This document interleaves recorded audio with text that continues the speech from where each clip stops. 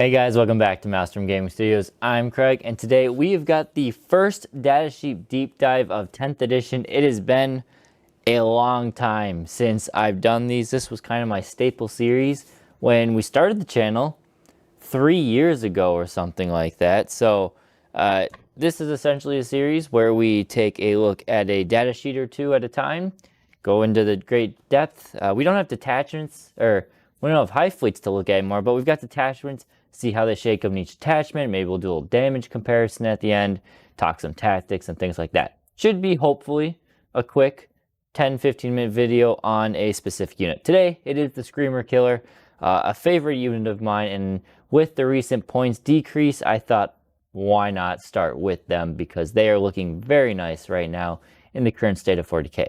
So if that all sounds good and you want to stay up to date on more dash sheet deep dives as well as other battle reports and things, do like and subscribe to stay up to date on all that content. Members, thank you guys so much for supporting us. If you want to become a member, check the links in the description below. And now with all that, let's dive into today's video.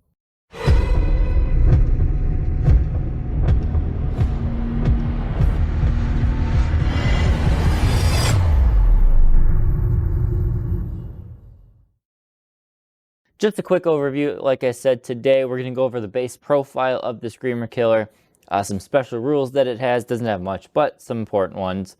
How it fits into certain detachments, and then the few combos or maybe play style tactics with it we'll talk about. And there might, I think I have a damage calc in there, or a damage comparison in there as well. So let's get that base profile. So the Screamer Killer has never not had a good profile. It is, if the main issue it's had is just its points. So now it comes in at 145 points. This is it's February 22nd. So if you're watching this in the far future, maybe the points change or something. Time of filming this, February 22nd, 2024. Screamer Killer comes in at 145 points. So the base profile for the Screamer, it's got an 8-inch move, which isn't super fast, but it's not too slow for a melee beast. Toughness 9 is okay. 2-up save is great. 10 wounds, a healthy amount. Leadership 8, typical for the Nids, and an OC of 3, which is nice. A lot of things its size are often OC2, so OC3 is great on a monster here. 2 main weapons it's got. It's got its Bioplasmic Scream, which is an assault and blast weapon.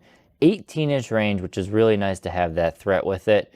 D6 plus 3 attacks. Ballistic skill 4, strength 8, AP minus 2, 1 damage. Really, you're not going to be doing too much damage with this, a bit of chip wounds here and there. Most importantly, though, it'll be a special ability that it triggers. For melee, however, this thing is where it really does its damage. It has a whopping 10 attacks at weapon skill 3, strength 10, AP minus 2, and damage 3. AP minus 2, damage 3 is pretty common throughout the Tyranids.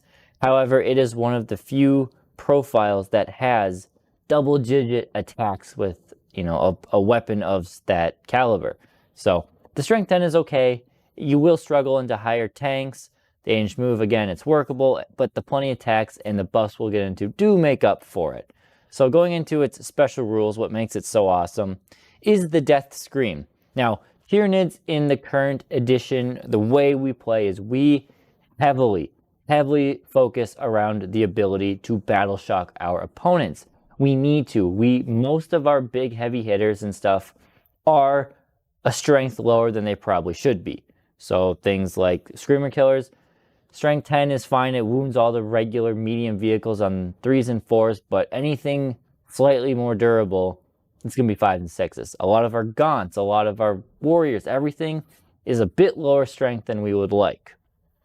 And to counteract that, we need to battle shock. Death Scream, its ability is in the shooting phase. After a model has shot, select one unit just hit by one or more of those attacks. That unit must take a battle shock check at -1 from the test.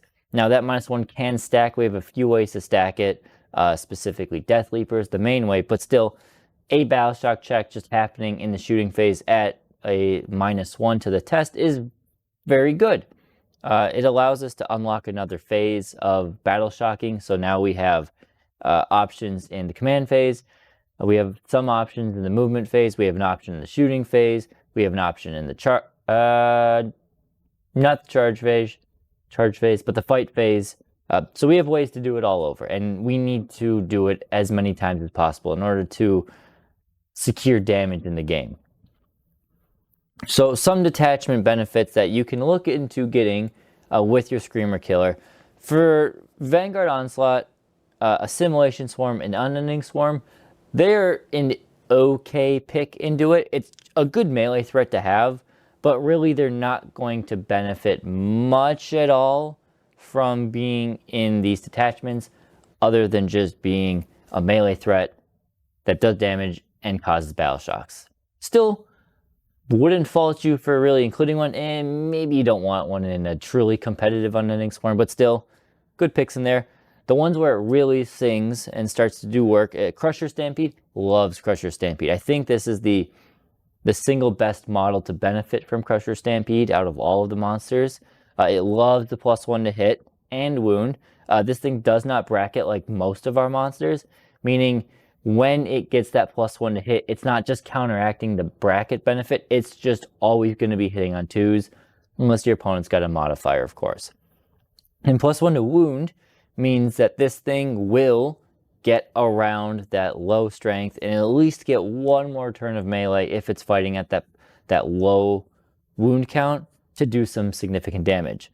On top of that, Crusher Stampede, in my opinion, has some of the best stratagems in the whole codex. Savage Roar, Rampaging Monstrosity, and Massive Impact are perfect for it. Savage Roar is the one that your opponent has to take a battle shock check. They'll be -1 to hit and potentially -1 to wound. That will buff the durability of this thing.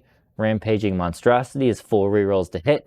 So if you really want to guarantee the damage, maybe you haven't taken any wounds, but you're hitting on 3s, full rerolls.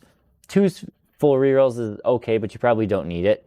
And Massive Impact is our only form of tank shock in the entire codex. So being able for a Screamer to come on in and do a bunch of mortals before it does damage in melee is great as well.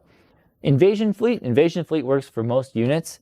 It loves lethals and sustained. If you're going against a mass heavy infantry, pack on sustained. If you're going up against a lot of tanks, definitely go for the lethal hits, because you got 10 attacks. There's a good chance you get 2 or 3 of those lethals in there.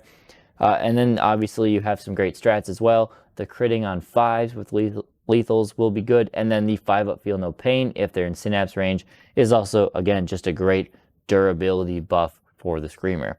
Finally, if you want to take advantage of them in Synaptic Nexus, I also think the Screamer Killer, going down in points, has opened up Synaptic Nexus to be a more melee-orientated detachment, not just a very shooty one.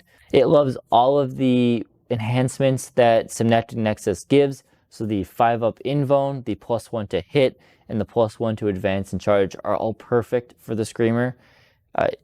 Really, probably turn 2, you're picking the 5-up Invuln. Turn 3, the +1 to advance and charge. And if your Screamer's still alive in turn 4, definitely go for the +1 to hit. It's got some decent strat use in this. Override Instincts is the fallback and charge.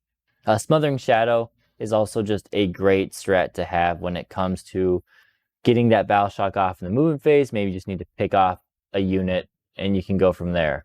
When it comes to combos and playstyle of the Screamer, I've already alluded to it a bit, but this is a melee threat, and you would use it to really threaten your no man's land objectives. You're not really going to want to try and get this to your opponent's backline. It probably won't make it there, but really use it as that hammer to knock out your opponent's no man's land objectives, help keep control of them, and stuff like that. Keep them close to Neurolictors, because they are triggering battle shock potentially on your opponent. Neurolictors turn these guys up to an 11, allowing your opponent to be -1 to hit the Screamer in return, but also giving the Screamer +1 to wound will allow them to do significant damage to any tank that comes, or creature, infantry that comes their way. Finally, one little note to thing with the Screamer is to maximize their durability. They aren't super durable. T9, 10 wounds and a 2-up save it's good. Don't get me wrong, it's good, but it's not fantastic. There's no Invuln save. There's no Feel No Pain built in or anything like that. So it's a good basic default profile. Do not just rush them into the open willy-nilly. utilize cover as much as possible. The cover rules in 10th edition are a bit janky. So if you have, say, a Screamer here, and this is your building, put your Screamer like this. If the opponent cannot see the tip of the talon, the Screamer gets cover. That basically gives it a 1+ save, and really a 2+ save with cover is essentially as good as a 4-up invuln against most guns in the game. Yes, there are some that have AP 4 or 5. Still, an AP 4 gun against a 2+ with cover is still a 5-up invuln, which gives you a 1/3 chance of blocking that big damage shot, which is better than nothing on the Screamer Killer. So just keep that in mind. Use cover as effective. They've got wide-ranging, wonky models with these limbs. You can get cover pretty easily with the Screamer Killer in this edition. And finally, something a lot of people used to like me see is just kind of show you the damage output that one of these can do. Sometimes I'll do some comparisons of multiple units against each other. In this case, we have our typical lineup of opponents. So we've got Guardians, Eldar Guardians, or Eldari Guardians. They're supposed to signify a toughness 3, 4-up save, 1 wound model. Then you got the Intercessors, Terminators, Gravis Marines, Rhino, Land Raider, just increasing in durability. And on the left side, we have the base profile. We have the +1 to hit effect, meaning you probably have Nexus or Crusher bonuses. +1 to wound, you've got the Neuro Lictor or Crusher Stampede bonuses. And then finally, if you've got them both, because it is possible to do that. So you can kind of see across the board that it does significant damage to pretty much everything it hits. Its target where it's going to get the biggest bang for its buck is going to be on those Gravis Marines.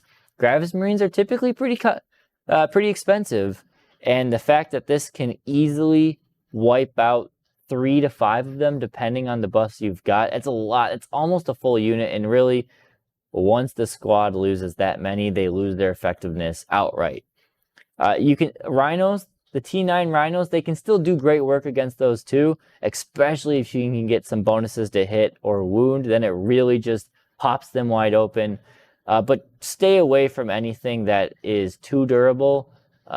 Land Raiders are not a great target for a Screamer Killer. You can see with a +1 to hit and wound, 6 wounds, maybe if you're lucky you can do 9 wounds, but it's really tough for Screamers to crack those things, and you're going to need help really from a whole host of guns to bring out a Land Raider.